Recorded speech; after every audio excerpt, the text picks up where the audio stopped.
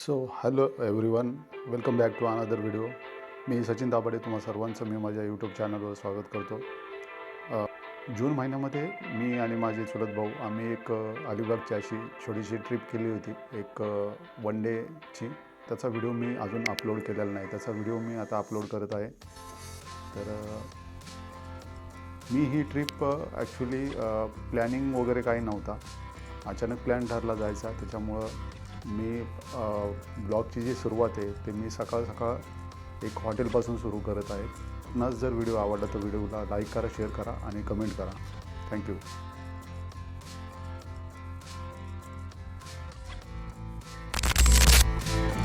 सुप्रभात मित्रांनो, मी माझ्या ब्लॉगची सुरुवात तळेगावपासून जवळ असलेल्या सोमाटणे फाटा येथे एक छोटंसं रेस्टॉरंट आहे डोसा म्हणून, येथून केलेले आहे.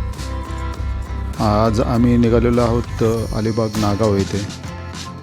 तर ब्लॉग सुरू करायला मला सकाळी थोडासा उशीरच झाला. प्लॅनही अचानक झाल्या, त्यामुळं मी ब्लॉग सुरू केला नाही. मी आता डोसा या रेस्टॉरंटमधूनच ब्लॉग सुरू करत आहे. आत्ता आम्ही रोहित, अक्षय, सागर आणि शुभम आम्ही सर्वजण डोसा या रेस्टॉरंटमध्ये आहोत. आता आम्ही नाश्ता केलेला आहे. ओल्ड मुंबई पुणे हायवे जो आहे इथे सोमाटणे फाटा इथे जवळच असलेला हा डोसा उत्तम असा नाश्ता येथे मिळतो, त्यामुळे आम्ही इथे आलो होतो. आत्ता आम्ही सोमाटणे फाट्यावरून एक्सप्रेस हायवे इथे एंटर केलेला आहे.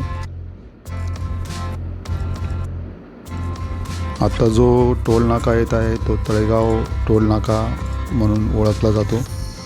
मुंबई पुणे एक्सप्रेसचे अधिकृत नाव यशवंतराव चव्हाण एक्सप्रेसवे आहे आणि हा महाराष्ट्रातील आणि भारतातील पहिला 6 लेन ॲक्सेस कंट्रोल्ड एक्सप्रेस यापैकी आहे.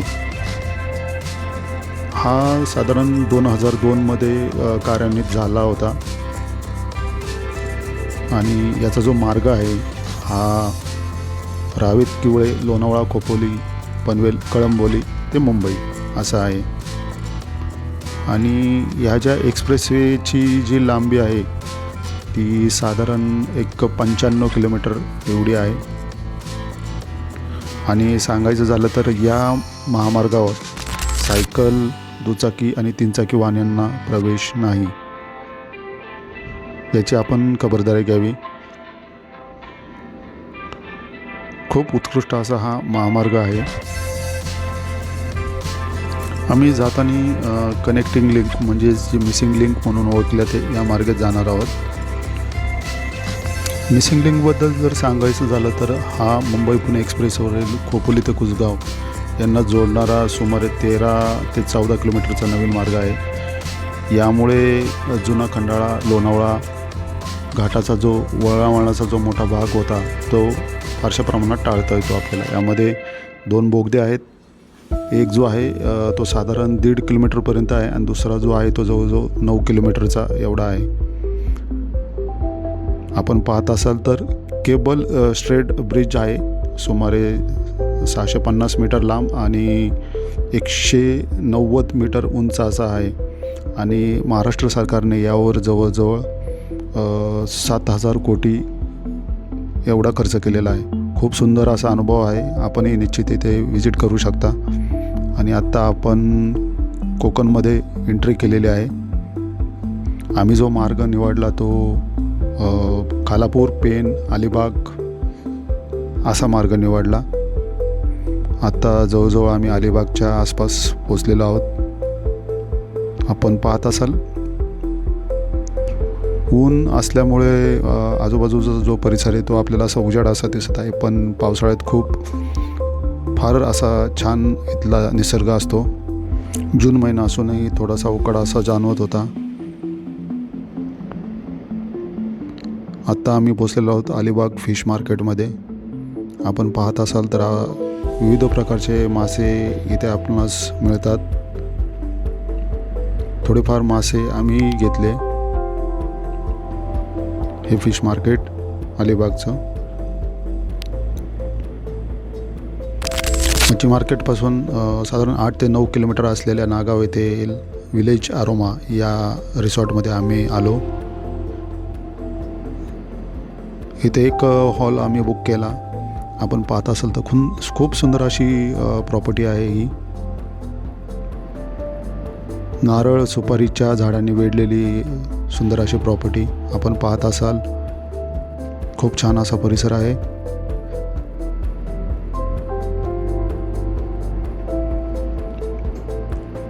एक स्विमिंग टँक आहे. स्विमिंग टँकमधलं पाणी पण चांगलं होतं.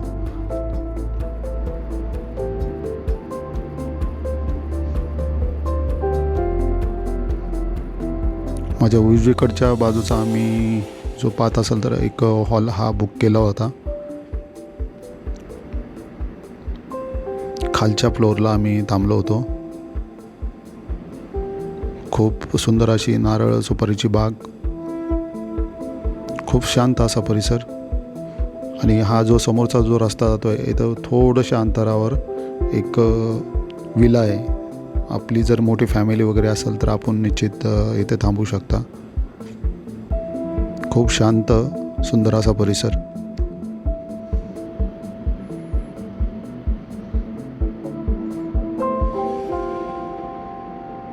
खूप उंच उंच अशी झाडे आहेत. जून महिना आहे.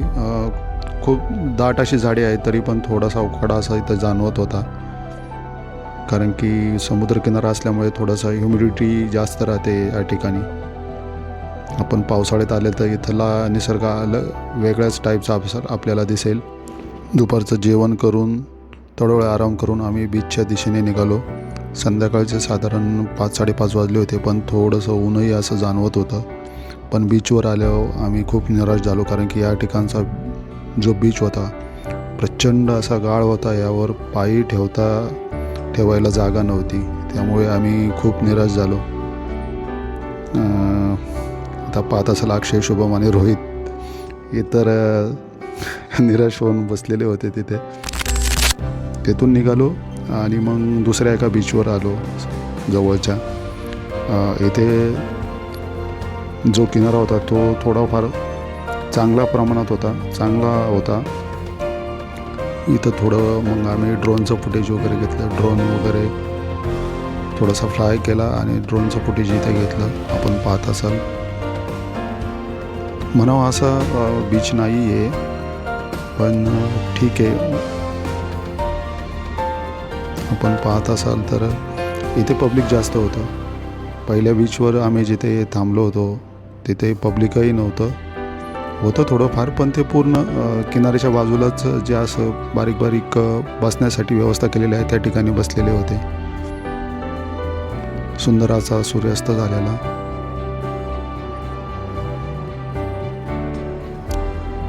इथे थोडा वेळ थांबलो. थोडंसं ड्रोनचं फुटेज वगैरे घेतलं आम्ही.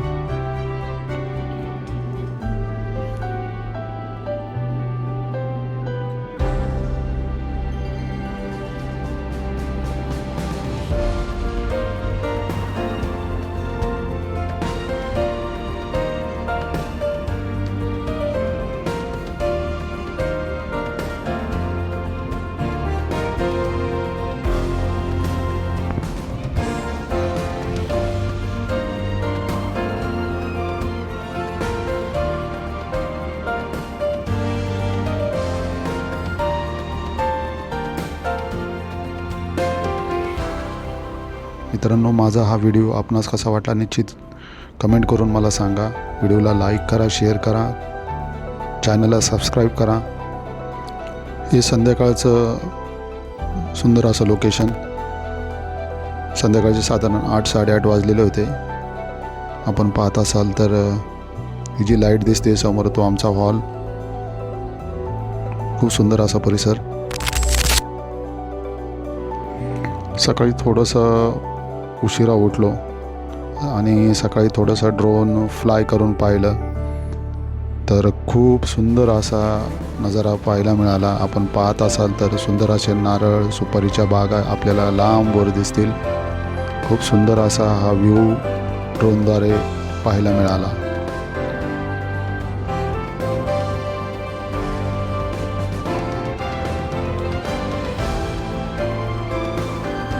लांबवर आपल्याला फक्त नारळ आणि सुपारीच्या बागाच दिसत असेल. कोकण हा महाराष्ट्राच्या पश्चिम भागातील निसर्गरम्य समुद्रकिनारी प्रदेश आहे. एका बाजूला आपल्याला अरबी समुद्र आणि दुसऱ्या बाजूला सह्याद्रीच्या पर्वतरांगा.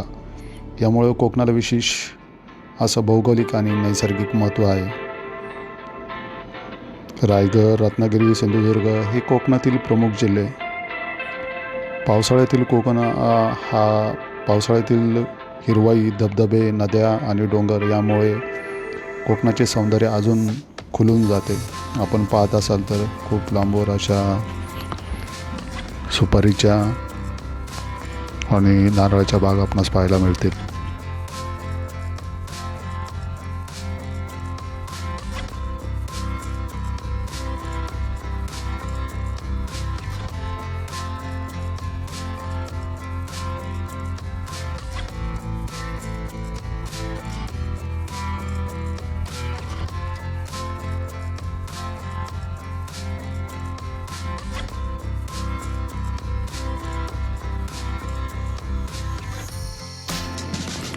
सकाळचा थोडासा नाश्ता करून आम्ही पुन्हा बीचवर फिरायला गेलो. तरी सकाळचे साधारण 9-9:30 वाजलेले होते.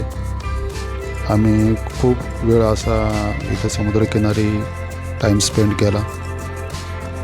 समुद्रकिनारी आल्यानंतर एक वेगळीच ऊर्जा अशी आपल्याला मिळते. खूप शांत सुंदर असा समुद्रकिनारा होता. सकाळच्या वेळेस तर अजूनही खुलून येत होता.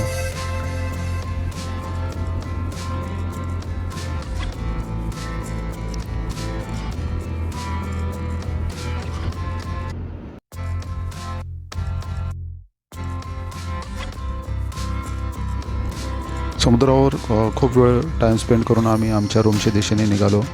रूमवर आल्यानंतर ही जी आपण रूम पाहत आहे ही रूम न म्हणता एक मोठा असा हॉल आहे. यामध्ये आपल्याला T V, cable, wifi, AC या साऱ्या सुविधा मिळतात. तसेच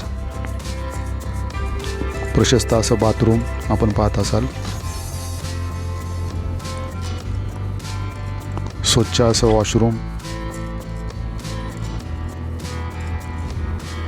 आणि एक छोटीशी बाल्कनी हॉलच्या बाहेर, ज्या ठिकाणी तुम्ही सकाळ किंवा संध्याकाळ बसून निसर्गाचा आनंद घेऊ शकता.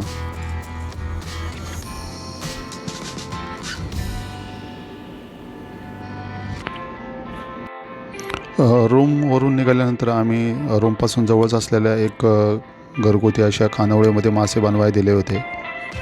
त्या ठिकाणी आता आपण जात आहोत.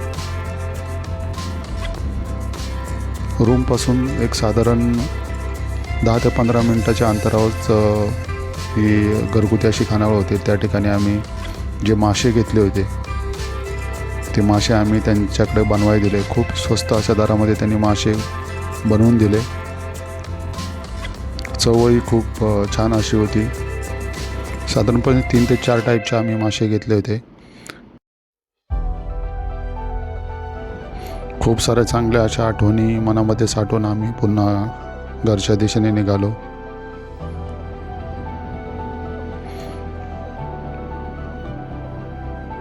रस्त्याच्या बाजूला आपण पाहत असाल तर खूप असा कचरा आपल्यास पाहावयास मिळत असेल. जून महिना होता तरी पण खूप असा उकाडा होता. या ठिकाणी उन्हाचे चटके लागत होते. यावर्षी पावसाने खूप विलंब केला.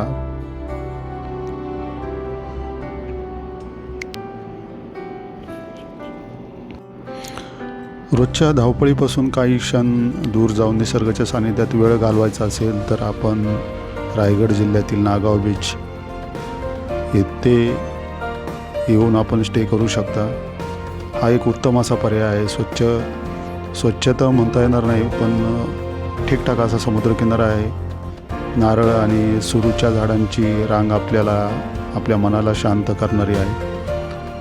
तसेच समुद्राचा आवाज आणि रोमांचक वॉटर स्पोर्ट्स यामुळे नागाव बीच पर्यटकांचे आवडते ठिकाण बनलेले आहे. पुन्हा आपण मिसिंग लिंक या ठिकाणी एंट्री केलेली आहे. मिसिंग लिंक म्हणजेच कनेक्टिंग लिंक की असेही संबोधले जाते याला.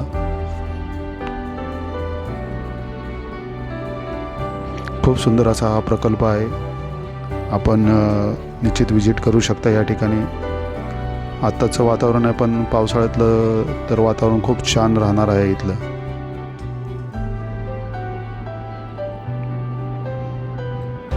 खूप जबरदस्त असा हा प्रकल्प उभारण्यात आला आहे. त्यामुळं मी महाराष्ट्र शासनाचे खूप खूप आभार मानेल, कारण की यामुळे कमीत कमी 20 ते 25 मिनटं जे आपण लोणावळ्यामार्गे जात होतो ते कमीत कमी 20 ते 25 मिनटं या ठिकाणी आपले वाचतील. कारण की जुना खोपोली लोणावळा घाटाचा सुमारे 19 किलोमीटरचा जवळचा रस्ता आहे, तो ह्या कनेक्टिंग लिंकमुळं वाचलेला आहे.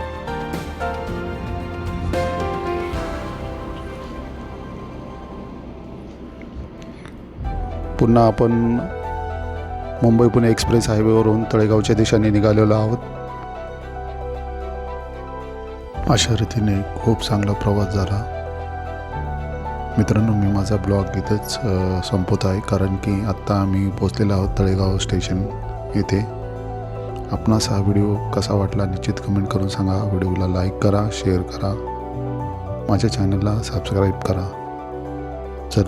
तर चला भेटूया पुढच्या ब्लॉगमध्ये.